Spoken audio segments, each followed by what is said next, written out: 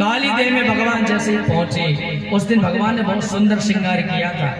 पीले भगवान कपड़े पहने थे, मोर मुकुट पंख धारण करके, वैजंती माला है, बढ़िया बख्शिश दल पर महाराज है, बढ़िया सा चिन्ह का भगवान सुंदर से लग रहे थे। घुंघराले बाल, मुट्ठी भर की कंबर, बढ़िया टमाटर जैसे भगवान के गाल, और मेरे प्रभु पहुंच गए। मन मोहन की मोहनी हरे अधमो अभिमान, माया को मोहित करे मोहन की मुस्कान। भगवान इतने प्यारे जब कालिया नाग सो रहा था, भगवान ने जाके एक लात मारी। जैसे ही उसने एक लात मारी, उठ करके बैठ गया। उसने अपने नैन खोले और नेत्र खोल के देखा, भगवान सामने खड़े।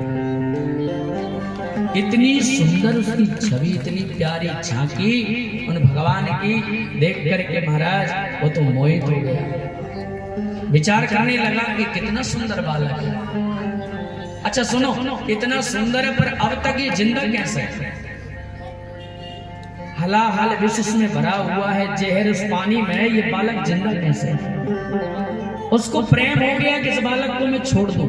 फिर विचार किया, यदि मैं छोड़ता हूं तो बालक ऐसे ही आएंगे और घूम घाम के चले जाएंगे, तो मेरी वैल्यू कम हो जाएगी। एक गोपी ने कहा कि देख गोपी, तेरे हाथ जोड़ू पांव पड़ू, तू कृष्ण के चक्कर में मत पड़िए। कहा क्यों? बोले बड़ो टेढ़ो, अगर तुमने उसको देख लिया तो उसकी हो जाएगी। ध्यान से सुनना। गोपी बोली अच्छा देखते हैं। माखन बेचने जा रही थी। माखन ले लो, मीठो है, बड़ो ताजो, बड़ो प्यारो, बड़ो सुंदर है, बड़ो बढ़िया सुंदर है। और जैसे ही ठाकुर जी मिल गए, आहा, एक नजर ऐसी मारी। अब माखन रखे सर पे, मटकी रखे हैं। अभी तो कह रही थी माखन ले लो, मीठो है, ताजो है, सुंदर है, प्यारो है। और जैसे ही कृष्ण को देखा, बोली कृष्ण ले लो, कलुआ ले लो, मदन मोहन मधुसूदन ले लो, अरे और तो और यशोदा को लाला ही ले लो। चित्त चुरा लिया भगवान ने।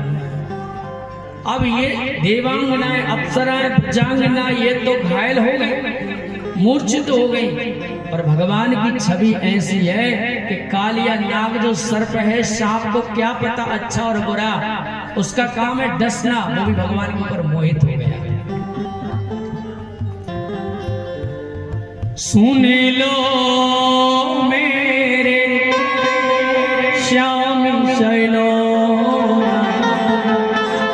तुमने ही मुझ पर कर दिया टोन।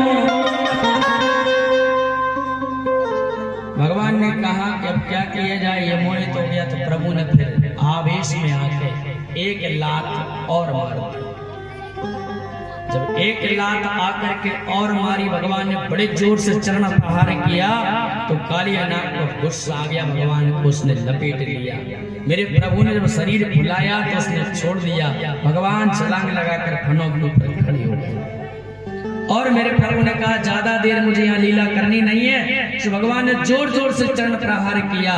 101 फण है। भगवान जब लात मारे तो भैया एक लात में ही उसके फण से खून बहने लगे। मात्र 5 फण बचे, सबको घायल कर दिया, मरने वाला था। धीरज धारा मित्र उरेना, आपते काला भरतिये श्याम। जब युद्ध चला इतना भयंकर, तो महाराज कोलाहल सा मच गया। ऊपर आवे पानी, महाराज पानी इतनी ऊपर ऊपर छलांग लगावे, तो सबने देखा कि भैया ये हो क्या रहा है, मंथन चल रहा है क्या। तो उस समय धीरज धर्म मित्र और नारी, जब सांप गंभीर हो गया तो क्या हुआ, कालिया नाग की पत्नियां थी 5 नागिनें।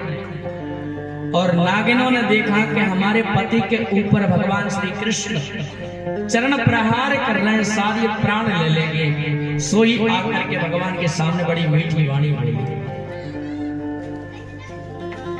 तुम्हें वे माता च पिता, तुम्हें वे बंधु च सखा, तुमेव विद्या द्रविणं तुमेव सर्वं मम देहि।